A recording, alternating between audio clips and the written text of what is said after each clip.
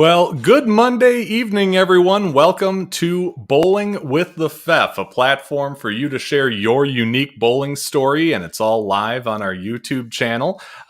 We hope that you've enjoyed the stories so far that we've had. We're already on episode 19, so plenty of previous episodes if you're interested in checking out the stories of Marshall Holman, Verity Crawley, AJ Johnson, just to name a few. Be sure and take a look at our past episodes because they've got some great stories about the sport of bowling. Certainly interesting to me, and I hope they're interesting to you too. If you're interested in being on the show, please let me know. We have a public Facebook group. Just search under Bowling with the Fef. You can direct message me there or email me at bowlingwiththefef@yahoo.com, and we will be sure and get you on the calendar and talk about your bowling story here live on the YouTube channel. So let's get into our first frame and talk about some good breaks. If any of you have been following the PBA Tour, you probably saw the World Championship on Saturday, and you saw Tom Doherty throw just a spectacular game. And in the 10th frame, needing a strike and some count to win, threw a shot that ended up a little right, and the 2-8 was standing until a pin popped out of the pit, knocked into the 8, which fell forward into the 2 to get him that strike. It was amazing to see. I practically jumped out of my seat when I watched it, and I'm sure some other people did too. So in light of that, we want to know what the best break is that you ended up with on in a situation where you needed a strike. The chat is open. Feel free to let us know your best break in a crucial situation, and we will get to that later on in the foundation frame. Or if you're watching on replay, feel free to leave it in the comments. We will see it after the fact, and we hope you chime in. So now let's get to the beer frame, and it's certainly an exciting one tonight as we have 3-time major champion and 5-time PBA titleist Francois Lavoie joining us tonight from Wichita, Kansas. Is that where you are tonight, Francois? It is, yeah. Okay. I'm at home right now.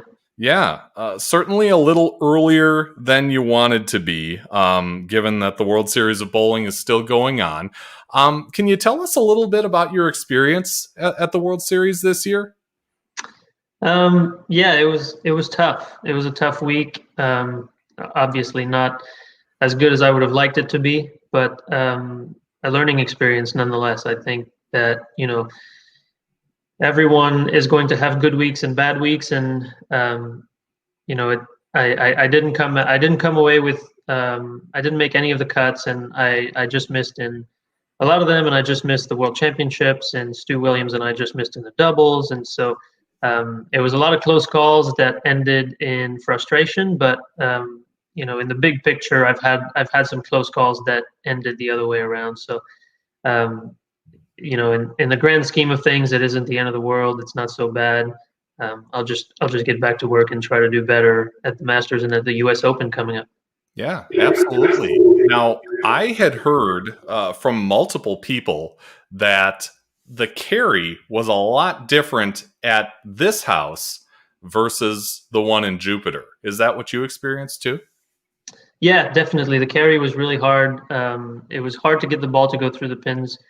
Not only to get the ball to go through the pins correctly, but to get it to go through the pins correctly consistently also. It was very different from pair to pair, and I'm sure because I wasn't seeing the picture properly, I'm sure that was made even more different, and that made things even more complicated for me. But I think everyone struggled with carry, and I think as a whole, at the end of the World Series, at the end of the last block on Scorpion, I think that was the most annoyed and upset and fried I've seen a collective field of bowlers in all the tournaments I've bowled. I think there were so many people that were drained, that were frustrated, that were upset. It was just a grueling week out there, and it's just even more of a testament to those who made the TV shows and those who made the finals in all the animal patterns. I mean, those people really bowled well. I don't think there's too many people that look their way into a final or even more a TV show. Sure. You've got one coming up tonight. Sam Cooley, Anthony Simonson, Chris Prather, Marshall Kent, the final four for the Cheetah Championship. What do you make of this? Do you cheer for one over the other three? Do you just look for some close matches? How are you as a viewer of this? Well, to be honest, I don't tend to watch all the shows. If I'm available and I've got nothing else going on, then yeah, I'll tune in. But I I don't necessarily see it from the fan perspective as much. Now, I will say if I've got some friends that are on the show, I'll tune in and cheer for them. Like tonight, I'll probably be cheering for Simonson.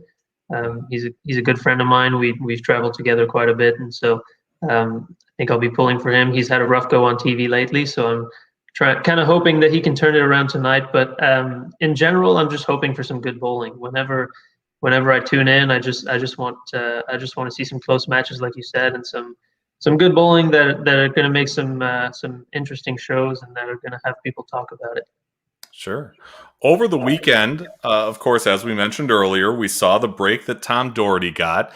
In the doubles, we saw Andrew Anderson and Chris Prather. Sometimes the breaks went their way and sometimes they didn't. But boy, in that last match, you saw trip 4, getting the 9 out, tickle over the 10 when Anderson needed it. Do you have a specific time that you remember being in a situation where you needed a strike and you got a great break that went your way? Good question.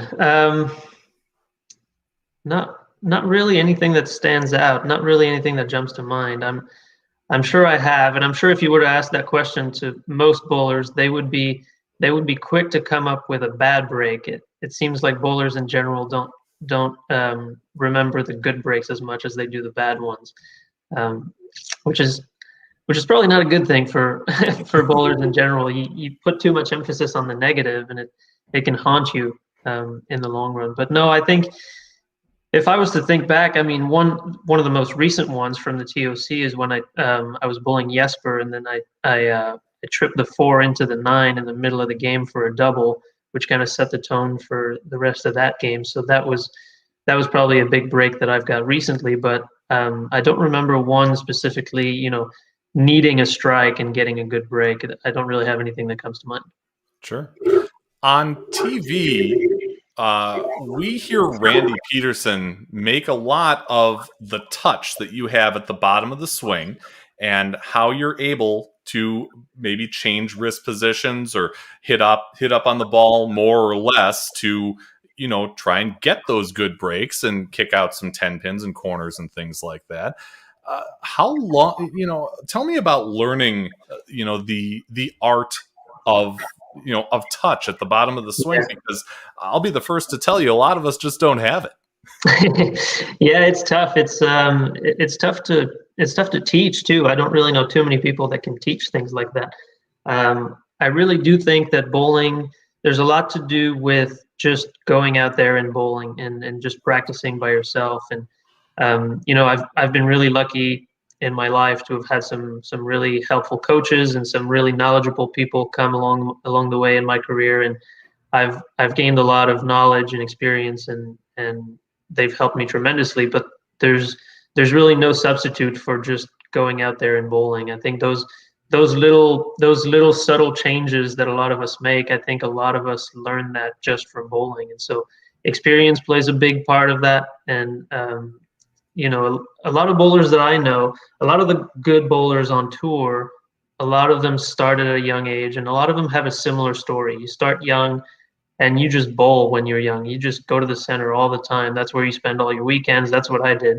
I spent all my weekends at the bowling center when I was young. I bowled junior leagues on Saturday mornings. We had tournaments on Saturday afternoons, and then Sunday morning had another junior league at a different house, and just navigating all that. And in between those junior leagues, if there wasn't a tournament, I would still be at the bowling center just throwing shots. And when you're a kid, you're just doing it for fun, but like it or not, you are developing some of those things, and you're getting better. The more shots you throw, they always say when you're trying to learn a new skill, the repetition is what's gonna is what's gonna is what's gonna help you learn it in the end and acquire it. And so when a lot of us spent all of our childhood just in bowling centers, whether we're just bowling for score, whether we're just throwing shots, goofing around, and I think all of those hours spent in bowling centers certainly help for that. It's a really hard thing to teach, and I think just going out and bowling and doing it as much as you can, I think helps tremendously. Sure. So, of course, we're going to cover your bowling story, but to start, we really need to know, what we're supposed to call you. Is it Francois? Is it Frankie? Is it Frank the Tank? What do you prefer to be called? I don't really prefer anything, to be honest. If I'm back home in Canada and in Quebec, most people call me Francois because that's just my name. So it's not really uncommon over there. Mhm. Whereas when I'm here in the U.S., it's more it's an uncommon name and it's a little bit harder to pronounce for some of the Americans. So Frankie came about when I was starting to bowl over here and when I came to college, and so that kind of stuck and that became my nickname. So I don't really have a preference one way or another. I think if I'm filling out official documents, it's going to be Francois, and if I'm just talking with friends, it's going to be Frankie. There's really no preference there. Okay, Frankie. So let's get on to your let's get on to your bowling story. I think I read that you started when you were 2 years old. Yeah, that's what my parents tell me. I don't really, at that age, I don't really have any memories of starting bowling, but that's what they tell me. My dad used to bowl in a couple leagues when I was younger, and he would just bring me with him instead of trying to find a babysitter all the time. He'd put me in the car and we'd head over to the bowling center, and eventually, like I said, like they say, when I was around 2 years old, they just rent a lane out next to their league, and I that's kind of just how I started. And I actually bowled two-handed for until I was probably 9 or 10 years old, and at that time, Belmo and Oscu hadn't come around yet, and so there was a lot of peer pressure to stop bowling two-handed and go to one hand. And eventually, I gave in, and I did that, and I developed the way that I'm bowling right now. But yeah, I was. That's a fun fact that I tell people. I was a two-hander until I was about 9 or 10. But like I said, nobody was a two-hander at the time, and so I just had to switch away from it. But yeah, that's just kind of how I started, and started joining youth leagues when I was, I don't know, 5 or 6 years old maybe, and bowled in those leagues for a few years. Then eventually 8, 9, 10 years old, I started competing in local youth tournaments around the city, around Quebec City. And then moved on to some provincial events. And when I was 15 years old, 2009 it was, I qualified for the under 21 youth team Canada for the first time. And 2010 was my first international trip with Team Canada. I went to the World Youth Championships in Helsinki in Finland. Got a bronze medal there in the singles event, and that really is what kind of lit the spark for everything. I always watched the PBA when I was young. I always watched it on TV. I used to watch it on Mondays because we had to wait for the rerun. We didn't have ESPN. We had TSN in Canada, and so we had to. The shows were on Sunday, but they were re-airing them on Monday. So I would tape them and come home from school and watch the shows when I was young. And it was always kind of a dream of mine, but I never really thought I would actually pursue it like I did until I took that trip with Team Canada for the first time in Finland. And that was just the experience and the competitiveness and seeing what sport bowling was all about, really kind of lit the spark. And so from there, started talking to different people and talking to different universities here in the U.S. and settled on Wichita State. Came here in 2011, about a year later, and studied here for 4 years. Got a business administration degree while bowling. And once I graduated in December of 2015, turned right around, and a month later, January of 16, I joined the PBA Tour, and been doing that for 5-6 years now. Sure. So what was it about Wichita State? I mean, people who grow up with the game and, compete at a moderate or high level know that Wichita State has a great reputation, but so does Nebraska, so does Lindenwood, so does Western Illinois, so does McKendree. What was it about Wichita State that did it for you? I think there was a Canadian connection to Wichita State. I didn't really, I hadn't really heard of Wichita, Kansas at all before I started looking into colleges and college bowling and all that, and started talking to a few guys on Team Canada, and come to find out, two of them, George Lambert and Mark Buffa, had both come to Wichita State to study, and they were some of the best bowlers in Canada at the time. So in my mind, I just thought, well, if they're some of the best and that's where they went, then it only makes sense for me to go there as well. So I started doing some research and found out, obviously, that Wichita State was the most successful bowling program in the United States, and so it was really kind of a no-brainer. I didn't really visit. Well, actually, I didn't visit any other college. I only came to Wichita State. That was the only college visit I made. Talked with the coaches quite a bit, and yeah, it was almost a no-brainer for me. Like I said, I just thought, if these are the best players in Canada, which were the people I used to look up to at the time, then it only made sense for me to come here if I wanted to be the best version of me that I could be. Sure. What did you find as you made your way through those college years, as far as, you mentioned coaching and development of your game? I would, just throwing it out there, my college experience, I went to 2 universities, neither had a coach, but I still found that, I was able to grow my game by competing on tough conditions. So what was it like for you, when you started at Wichita State, and then to see kind of the evolution of what you were doing on the lanes? I think one of the big things for me has always been just being surrounded by some really good players and some really knowledgeable coaches as well. So just being in that environment all the time, I think boosted or accelerated the learning curve, because you can only do so much by yourself. I don't really think, you always hear the term self-made, and I don't really like that term. I don't really think that anyone can do a whole lot just by themselves. I think everyone gets help at some point or another. And so, when I came here, I guess you could say I was kind of a late bloomer. I hadn't really accomplished all that much in my youth career, if you compare to some of the other youth superstars that were around. So when I came here, I was a little intimidated at first, but it was also a great opportunity for me to learn from people who I thought were better than me. And so that's just kind of what I did. I dove in head first, and I always wanted to, I always wanted to try to practice with whoever else was on the team. And, I'm thinking back to people like Jeffrey Young, Devin Bidwell, all people who a couple of years ago were just really, really great bowlers. And so constantly being around those people and bowling with them, just practicing with them, you don't realize the amount of information that you absorb when you're just constantly surrounded by those people. And then same goes for the coaching staff. Gordon Vatican and Mark Lewis were the coaches when I was here. And so just constantly having just conversations with them, whether they were in official bowling team capacity or not.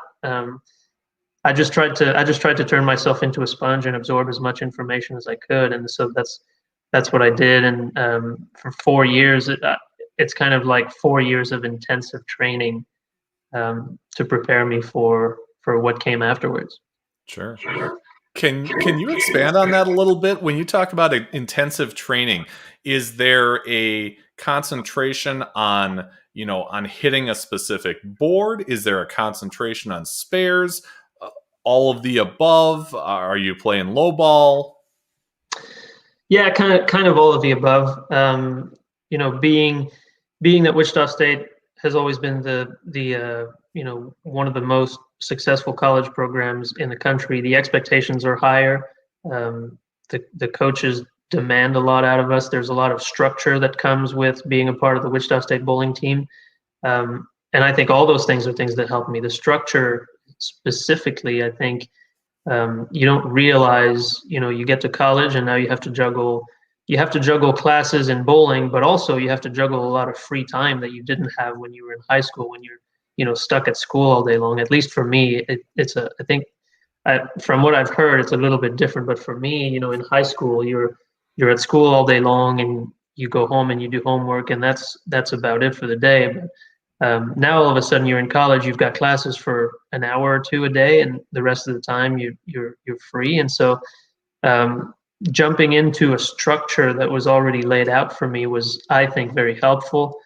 And as far as the bowling goes, Mark Lewis was the one who worked with us on our physical game, and Gordon Vatican was the one who worked with us on our mental game. So we had I think 12 people were on the bowling team when I was there every year, and so we had little groups based on our class. So I had a group of freshmen my first year, and then my second year I was on a group with other sophomores and other juniors, other seniors, other experienced players as I grew older. But the mental training with Coach Vatican was just a lot of conversation, a lot of reading books on the mental game, on sports psychology, on things like that, and just talking about the books. That's all it was, really. And Coach Vatican has a really interesting way to look at life in general, but also sports psychology and the mental side of bowling. So a lot of those conversations, I have him to thank a lot for my demeanor on the lanes and for how I can handle certain situations. And like I said, for the bowling side of it, we had some physical training with Coach Lewis. They've tried to fix my swing for the 4 years I was there. It was kind of a hard thing to fix for me. I'm still working on it. Whenever I'm not bowling well, that's the first thing I look at is my swing. But just, I think in general, like I said, it's just bowling with these other players and being surrounded by other really talented players that you're always pushing each other to be better, not just for yourself, but for the team as well. Sure. You talk about needing to fix your swing, yet when I put out there that you were going to be on the show tonight, one of my high school teammates, Carl Mueller, commented, "Wow, he's my favorite on tour right now. Love his game." Is that really a reflection of that game, working on your swing and perfecting it, or has your swing been pretty close to the way it was back in college? No, so my swing, I think when I look back on the times that I bowl well, my swing is almost straight. I don't think it ever has been perfectly straight. And at this point in my career, I'm not really focused on trying to get it perfectly straight anymore. It's more about how it feels than how it looks. Yeah. I was caught up for a little bit there. I was caught up in trying to bowl pretty, just try to have a perfect physical game, and you just get to a point where the frustrations take over, and you realize that doesn't matter as much as how things feel, and how if I can repeat it, everyone bowls differently, and you see that all the time. You see players with non-traditional approaches who can be very successful. So I just thought to myself, listen, I know what the textbook says. I can try to get as close to that as possible, but it doesn't have to be perfect. I just have to feel comfortable with what I'm doing. So that's what I'm focusing on now more than I have in the past. I'm not too worried about getting my swing to be perfectly straight or anything like that. In all aspects of my game, I just try to feel comfortable. So that's just what you see is me feeling comfortable. Sure. You obviously had the support from the coaches at Wichita. And early on, you had said that your father was in leagues, your parents brought you with them. How did you feel that support, kind of grow as you went on from your family? That was actually kind of tough because my dad, growing out of that father-son relationship was a little bit difficult because my dad was the one who showed me how to bowl, and he was a coach. He was a junior league coach back home in Quebec when I started, and so he kind of taught me how to bowl and gave me the basics, and I just kind of went off from there. And so when I got to the point where I kind of outgrew what he knew. That was difficult, I think, for him. Also for me, but I think as a kid, you don't really realize that as much. We got into quite a few arguments because eventually he would try to tell me things, and whether I was right or wrong or he was right or wrong wasn't really the point. But he would try to tell me things, and I'd be like, no, this isn't the issue. That's the issue. And so that would kind of upset him, and it would upset me that he would tell me something that I didn't think was the issue. So growing out of that relationship was a little bit tricky, but thankfully he was fairly understanding, and I jumped into other relationships with other coaches that were beneficial and that were helpful, and so that helped kind of ease that transition a little bit. One of those people were Tyrell Rose, who used to be the head coach for the Canadian national team. He's not the head coach anymore, but I still talk to him, and I still have constant contact with him.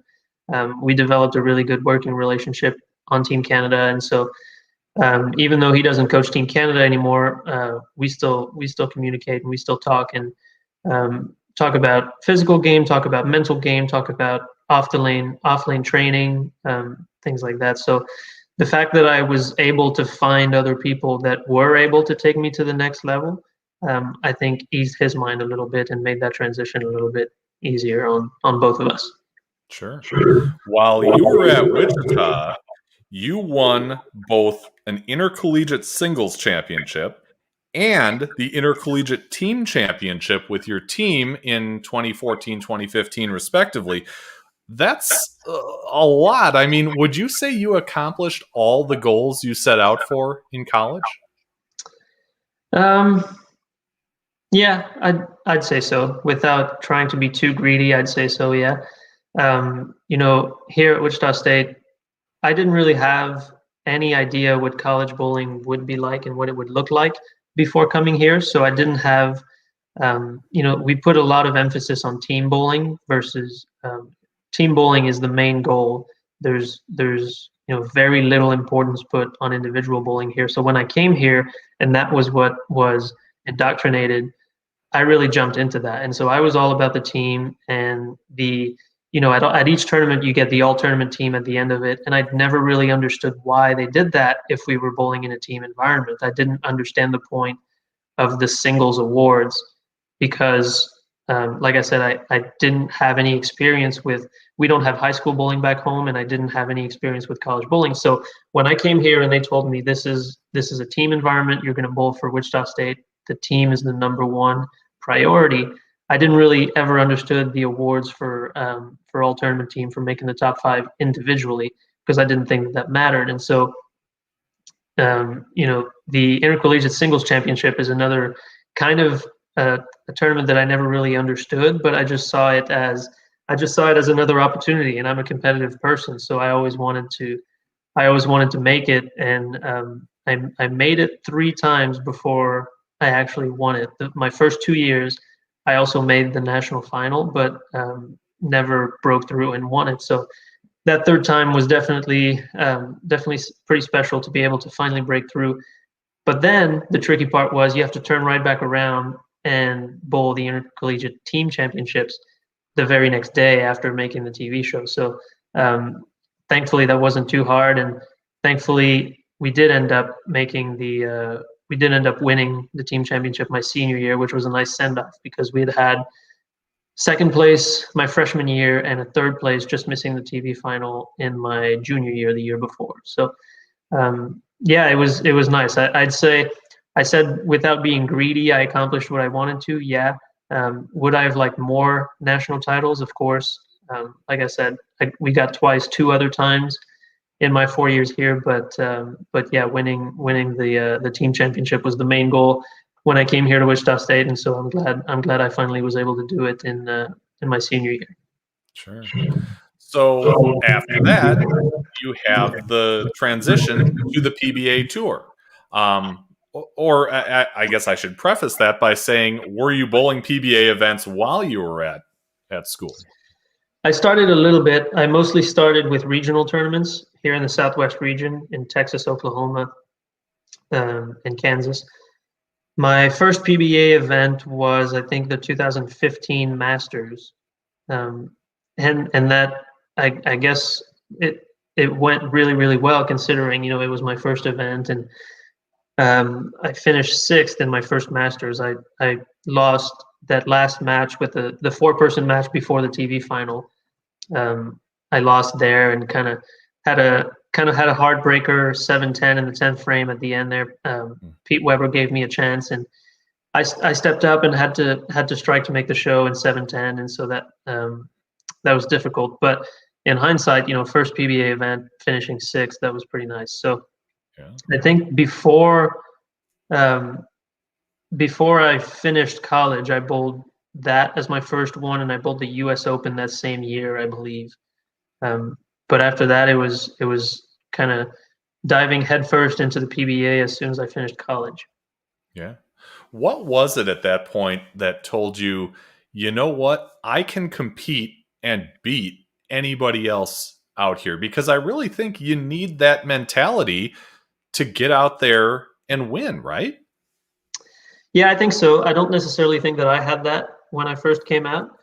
The main reason why I went out was because it was always a dream of mine. And, I moved here to the US at 18 to go to college. And I didn't really want to have made those sacrifices and have gone through the things that I went through to then not pursue my dreams. So I thought after college, if I'm ever going to do this, now is the perfect time to try it. I didn't know if I was going to do it for a year, for 3 years, for 25 years. I just wanted to give it a shot, and so that's what I did. And thankfully, my first win came in my very first year, at the end of my first year, in 2016 at the U.S. Open, and that was. I always say I was pretty lucky to have that good of a start to my career, because I think it kind of kickstarted everything, and it pushed me to where I am today. And I think even after that, to be honest, I don't think I had that mentality, like you said, like I can beat anybody. I don't really walk into a bowling center thinking I'm going to win every time. That's just not how I function. But at the same time, I'm still pursuing my dream, and I'm still going to do the best as I can, the best I can every time I go out. Sure. The easiest way to beat anyone you come in contact with is obviously to shoot 300. And you were able to do that, at that US Open. What was that like to shoot 300 on TV? It was great. I honestly think I was in shock when it happened. I don't really know, people ask me all the time, you're so calm, you're so composed, you're this and that, and I agree. I think my personality has a lot to do with that, with how I carry myself on television. But I also think that it was my first live TV show. I had made more shows earlier that year that I lost, but this one was my first live show. So another component to it, U.S. Open, obviously, first major show, first live show. So many things that were going on in the background, and I didn't really expect to ever shoot 300 on television, let alone at the U.S. Open, one of the hardest tournaments. So that's why I think I didn't really know, being new to television, somewhat new to television, I didn't really know how to react. And so I think that's what people see, is me just being calm and composed. But I think,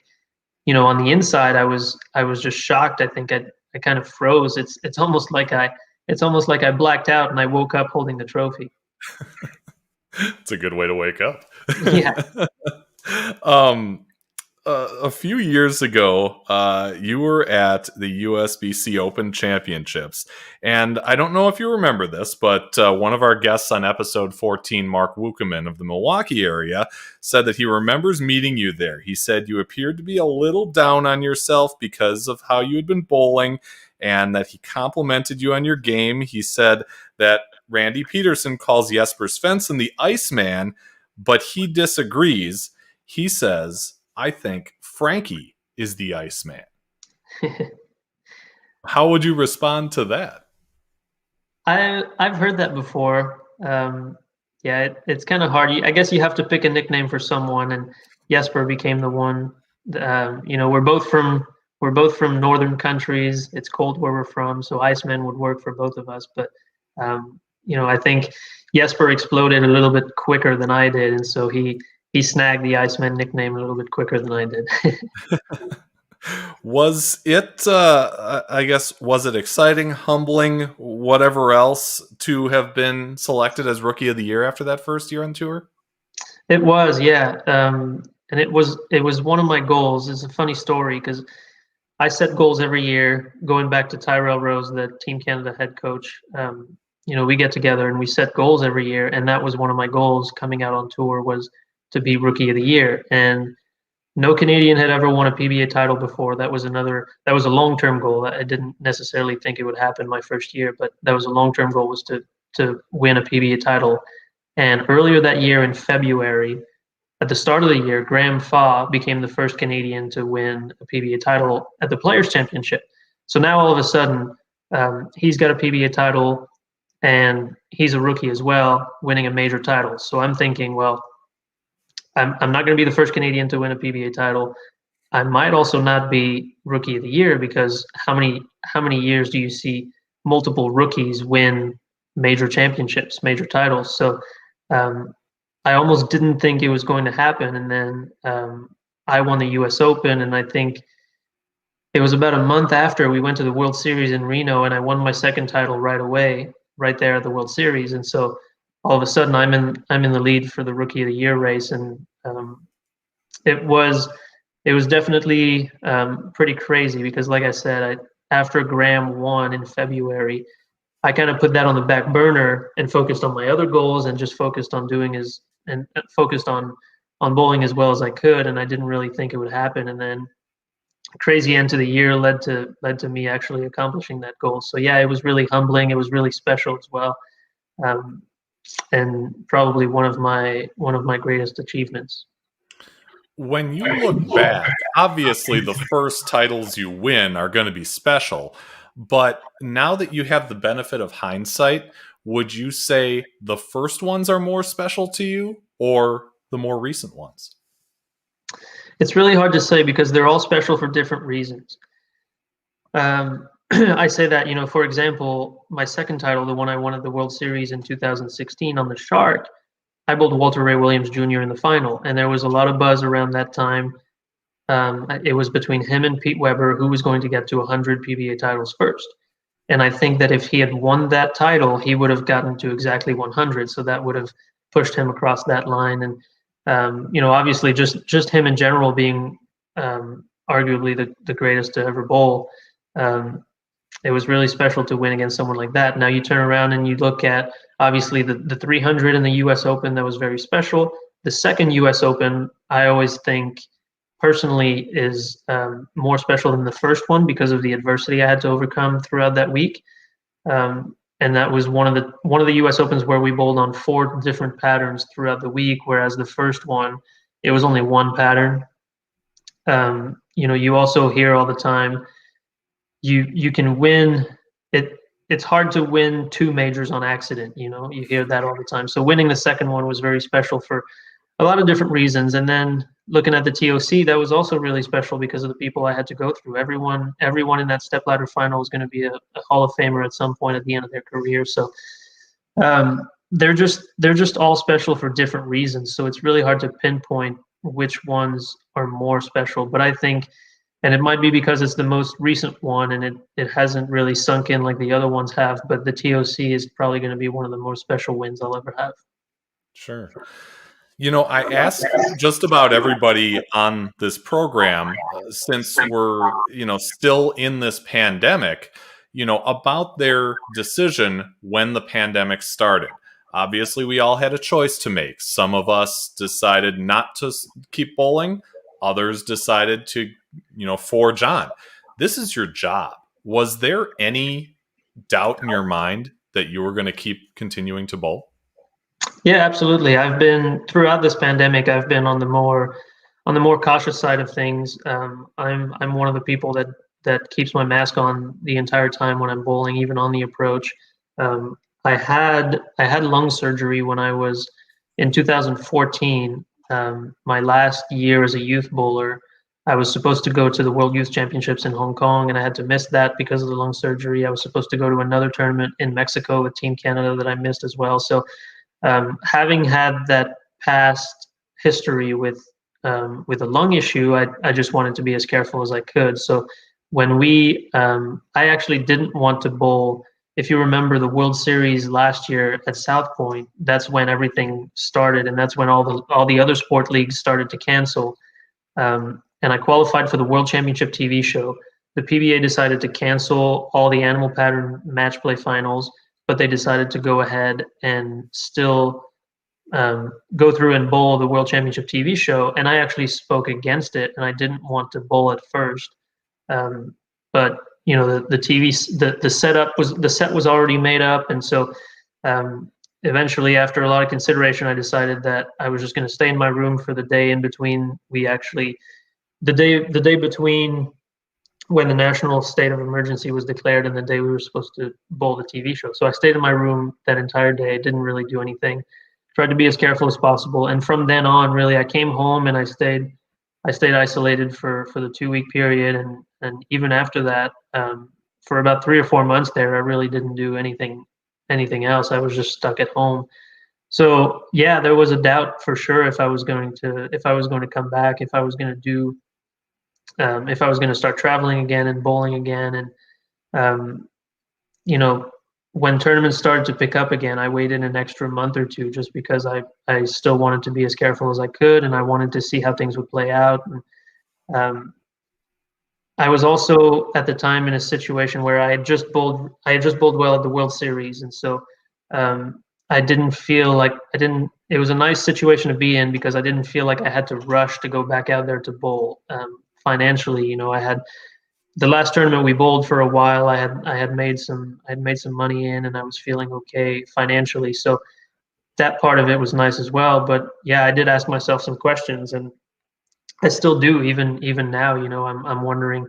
I pick and choose the tournaments I go to. I've definitely not bowled nearly as much as I normally would if we weren't in a pandemic. Sure. And like you said, you do as much as you can to keep yourself safe, but the PBA also has a role in that too. How well do they do at keeping those of you who are safe during these events? Yeah, I think the PBA is doing okay. They've blocked fans from entering competition sites, so there's really only the bowlers and the officials in the bowling center at all times. There's nobody else there. When we walk in, there's been temperature controls at the entrance and health surveys every day, asking COVID questions and things like that. They've got hand sanitizer bottles kind of around the bowling center, and so yeah, they've tried to do. They haven't created a bubble like we've seen in the playoffs in other sports or anything like that, but they've certainly gone. They certainly tried to make it as safe as possible for everyone, and I think I think they've done a decent job doing that. Sure. This year's startup with the Players Championship was a format really like I don't ever remember seeing, where you have regional sites that qualify you to get to one spot. What did you think of the process of qualifying that way on 4 different conditions and getting to the finals in Florida? Yeah, I thought it was a good idea. I didn't mind it. The Players Championship was one of those majors where it almost felt at times like just another tournament. The U.S. Open, the Masters is the match play major, and the U.S. Open is the one that's always tough and brutal, and the TOC is only champions. And so the Players Championship didn't really have its own identity. So I don't think I'd be surprised if the PBA kept that even after the pandemic ends. I wouldn't be surprised if they kept it the same way, because I think that gave the Players Championship a unique identity. I didn't mind it. Obviously, it's easy for me to say because things worked out pretty well for me in that tournament. So I didn't think it was a bad idea at all. I really enjoyed it, and I thought a lot of the fans enjoyed it as well, because they got to see more people and newer people on TV as well. Sure. So you end up, winning your region. You go on to the televised step ladder, and you end up finishing third. Um, what was that like in in that match that that you lost to Dick Allen? It stung a little bit. I felt like I bowled a pretty good game, and I had some breaks that didn't go my way. But at the same time, I was just grateful to be back on the lanes. That was a while after our last tournament, and the PBA decided to try to put something together. And for $250,000, they certainly came out big after a while. So yeah, it was mixed emotions. I was it stung a little bit, like I said, but we had to go right into the TOC the next day. So I couldn't dwell on it for too long. I really had to kind of put that out of my mind and focus on the next week. Sure. But as you guys are moving on to the TOC and have that going on, the talk in the bowling world is about what happened in the next match between Allen and Smallwood when halfway through the match, Allen ends up dumping his water bottle. And social media lights up like a Christmas tree. We end up, seeing things like that from my pals at Bargain Bin Bowling Memes. What kind of an impact do you think something like that would have on you if you're faced with a distraction like that, where, let's face it, you're put on pause for several minutes? Yeah, it was interesting. I heard a lot of comments, and I saw a lot of things. Some people thought it was just an accident. Some people quickly jumped to conclusions and thought, he did it on purpose. He was losing. He tried to change the momentum, and I really don't think that he did it on purpose. If he did, it might have been the best strategic move ever in a PBA final. For it to work the way it did. No, I don't think. I think it was an accident, but I don't know how it would affect me. I'd like to think that I'd be able to overcome it.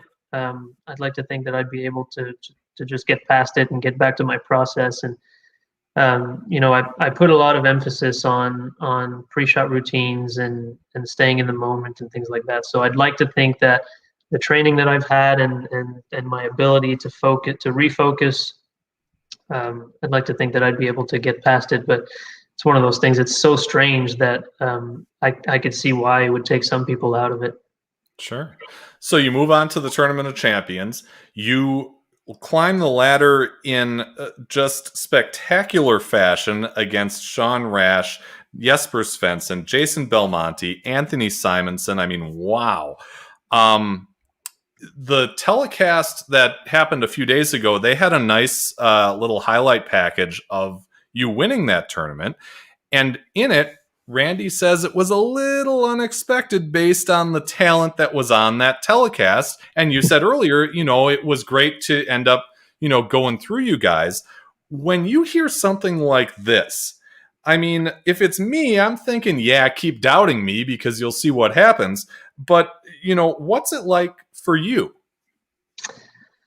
Yeah, kind of like what you said. I don't really mind being seen as an underdog. I wouldn't mind being a favorite either. I think those things don't really bother me. I don't pay attention to that as much. I kind of said it earlier today. I'm out here living my dream. This is what I've always wanted to do, and so I'm taking advantage of the opportunities that I've had. I think that's been one of the big keys in my career, has been me being opportunistic, and I've been able to take advantage of those opportunities that I've had on television, and those opportunities to come up big and do some great things. So yeah, I don't really mind it. I think it would it doesn't fuel me more. It doesn't annoy me or anything like that. I just kind of push all that stuff to the side, and I'm just here doing my thing. Sure. When you are able to, kind of look back and realize, wow, I just went through, four of the greatest players on tour, and I've got my third major. obviously in the moment you're thinking about, okay, how am I going to release the ball? Where's it going to go? What changes do I need to make? But when it's all over and you're the guy, what's that like? It's hard to put into words, honestly. It's pretty special for sure. Like you said, I'm someone who puts a lot of emphasis on living in the moment and just always being present and not getting ahead of myself and not looking back on what just happened too much. So the that's really my main focus when I'm on a TV show is I'm trying to be as present as I can. And yeah, when it's over and I'm finally holding the trophy, then I start to look back and think, wow, that was definitely um, that was definitely pretty special, and I'm going to be able to look back on that in years to come and think to myself that how nice that was, and be able to be really proud of myself. Sure. I like to watch and listen to the other shows. There's a bunch of them out there. And I love the needling that you end up giving Rob Purishad on Sweep the Rack. The back flips off the ball return, death metal, face painting, after he was a little critical about your demeanor on the lanes. But you mentioned that that's something that kind of has at least some roots in Wichita. Do you find that you're better when you are just calm and doing your thing and kind of blocking out everything else? Yeah, it's I'd still say it's a combination of a few different things. Wichita State and my training definitely has instilled in me the ability to stay present and stay focused and focus on my process and not get ahead of myself and things like that. But I also think it's part of my personality.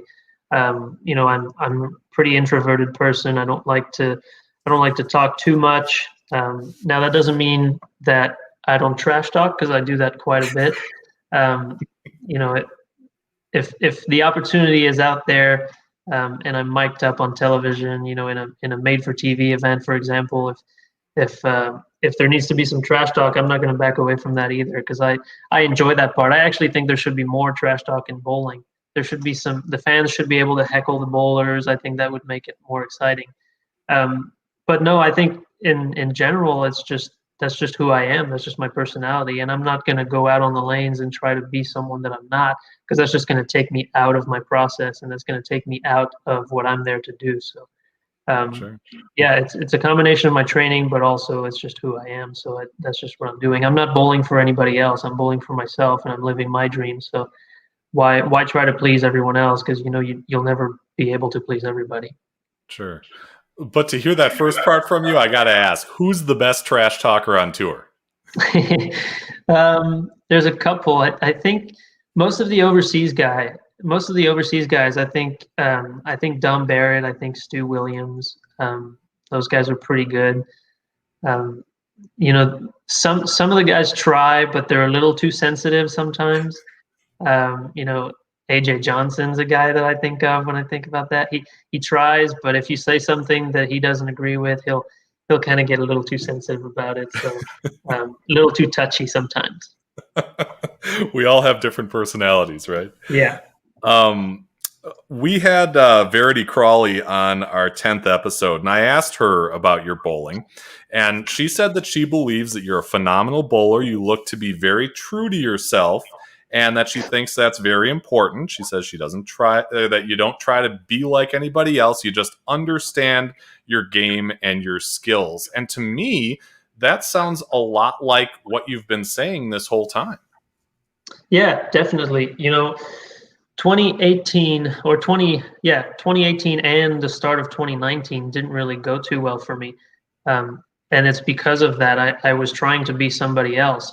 When you're doing this for a living, it's tough to go out and miss a cut and miss a check and do it again the next week and the next week. And so when that starts to happen, you question yourself and you start to wonder, well, what should I be doing differently to score better and to start making some cuts? Because I need to, I'm doing this for a living. I need to make money.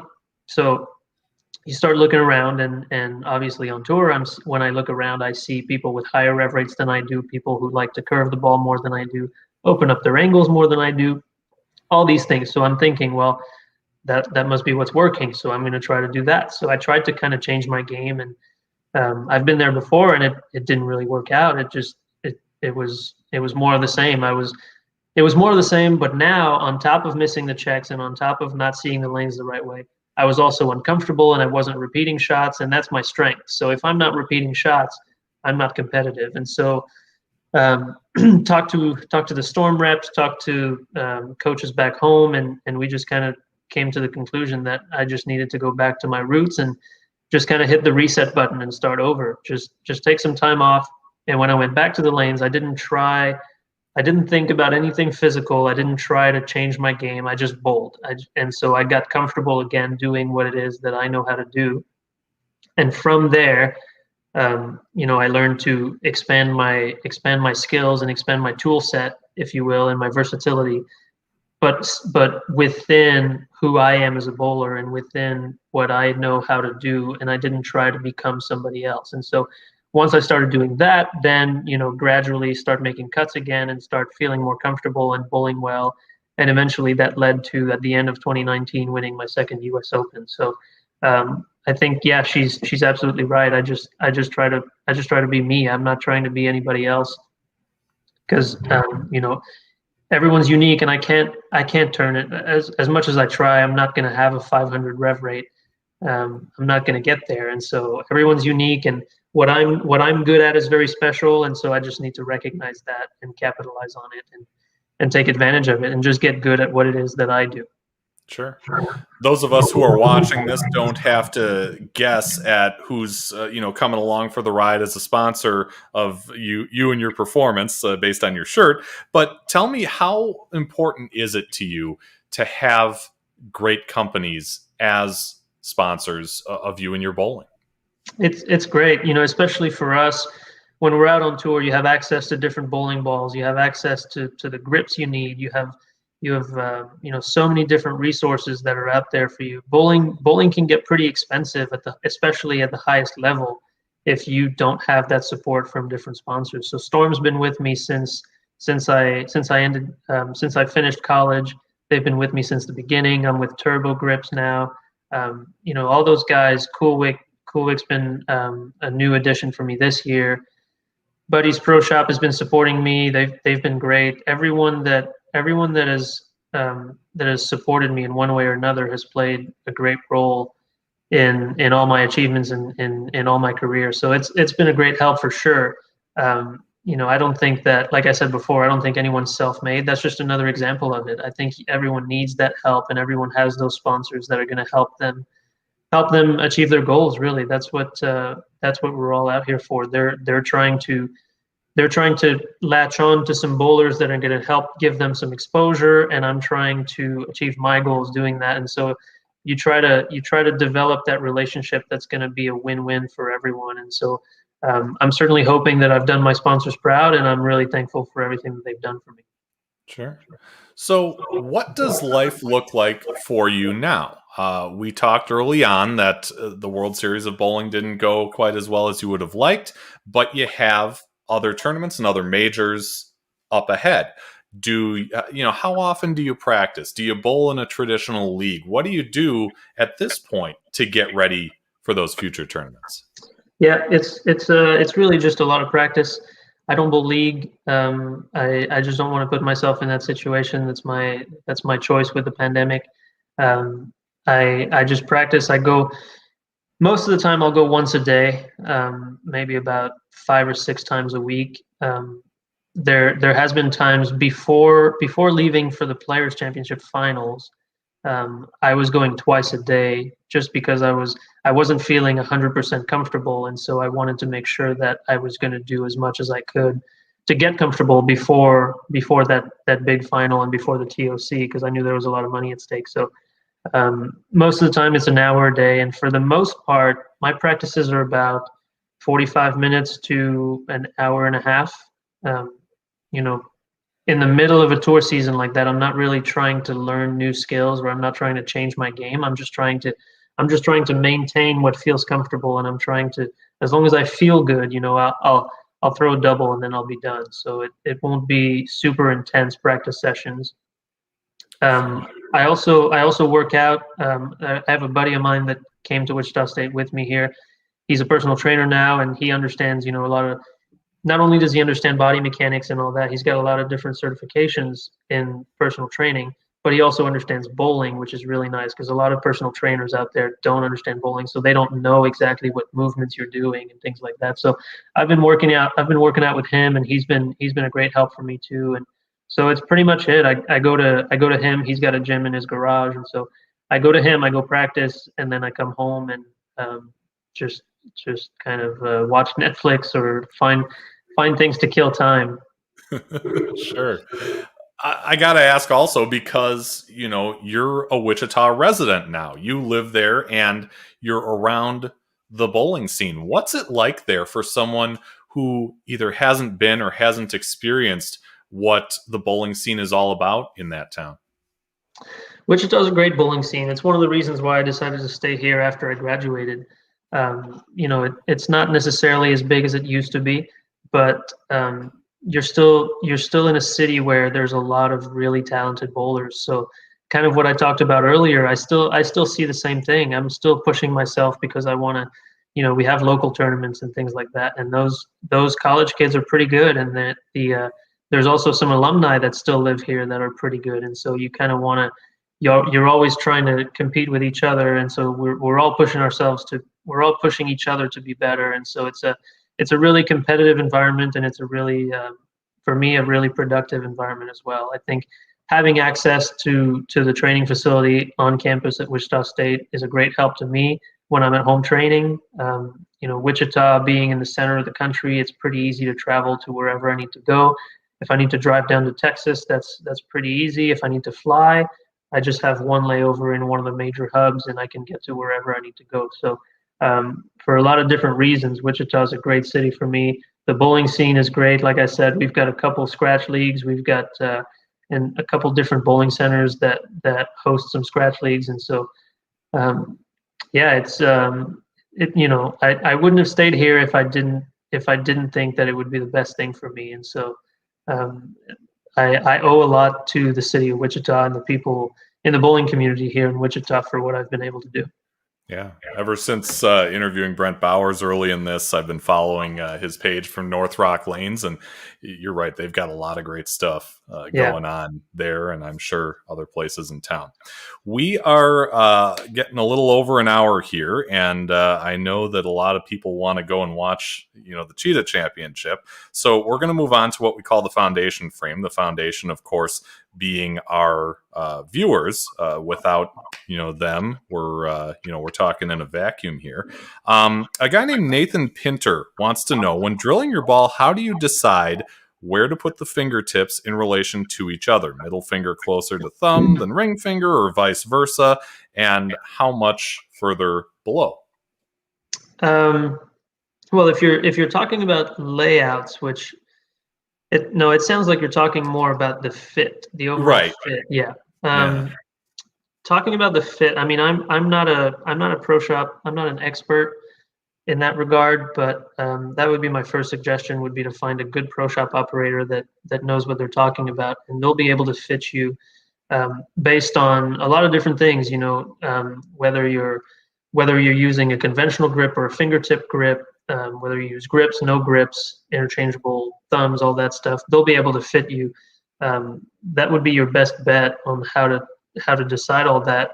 It's more about how flexible your hand is and how your hand naturally rests, and you try to make it so you're going to feel comfortable in a bowling ball. I don't use any tape or any protective stuff on my hand because I think I have a good fit and I don't get injured. And I see a lot of horror stories and pictures after people going to tournaments, and they've bowled, maybe they're used to bowling 3 games a week in a league, and all of a sudden they bowl a 6-gamer or an 8-gamer tournament and their hand is all beat up. Well, that's probably because they have a bad fit. And so I would recommend to those people to go see a pro shop operator. And it's not easy to find exactly what's going to feel comfortable, but a little bit of trial and error and a knowledgeable pro shop operator goes a long way. And I think in the long run, that's definitely going to help you, and you'll be able to bowl for you'll be able to bowl for a long time, and you'll be able to enjoy it rather than go home and have to ice every time. Yeah, and his comment did kind of bleed into a second one. And have you tried different placements of the fingertips to see how it affects your release? Not so much to see how it changes my release. I've tried to change my fit a little bit, but it was just to try to find something that was comfortable, not necessarily to change my release now. Because I think once you can find a good fit, then you can develop those different releases, whether you want to be more up the back or add more rotation, things like that. That just comes from, you just develop those skills after you've got a good fit. So that's the most important. That's step one, is finding that good fit. And then you can learn to do different things with the ball. Sure. Ed Kreitzman, who is a UW Stout alum and came on our show a few weeks back, wants to know what is your favorite tournament and venue on the PBA Tour? Favorite tournament, I would say the U.S. Open, for obvious reasons. Yeah. And my favorite venue, I think, on the PBA Tour, I would have to say South Point Bowling Plaza in Las Vegas. Because of how it looks, and also because I've had some success in that center. So got good memories, and the place looks phenomenal. Very good. So this is the point of the show where we go off the sheet, and what we mean by that is we have you challenge somebody else, and skill level, doesn't really matter. We cater to all skill levels. We're just looking for folks who are passionate about the game and have a great, unique bowling story to tell. So Francois Lavoie, who would you like to challenge to come on to a future episode of Bowling with the Fef? I think that, and I don't know who's been on your show so far. I don't know all the guests that you've had, but if you haven't had him, I think that Tim Mack would be a great personality to have on your podcast. I think he's got some tremendous stories. The man has traveled the world 10 times over. He's won in multiple different countries. And he's a good storyteller as well. So I think that would be a really good show. If you could get Tim Mack to agree to come on your show, I think you're going to enjoy it, and I think your fans are going to enjoy it as well. Yeah, you're the first one to challenge him. So, Tim, if you're watching, please get a hold of me in the Facebook group Bowling with the Fef, or you can email me, bowlingwiththefef@yahoo.com. We would love to get you on the schedule and have you on the show. Speaking of the schedule, our next live stream is coming up Wednesday, March 24th, 6 p.m. Central. We're going to have Nate Purchase and UW Whitewater coach Sean Walkner, who has been on a previous episode, but we haven't heard from Nate yet. Were you able to see the juniors, Nate and Spencer Robarge and Jillian Martin and company both? I saw them.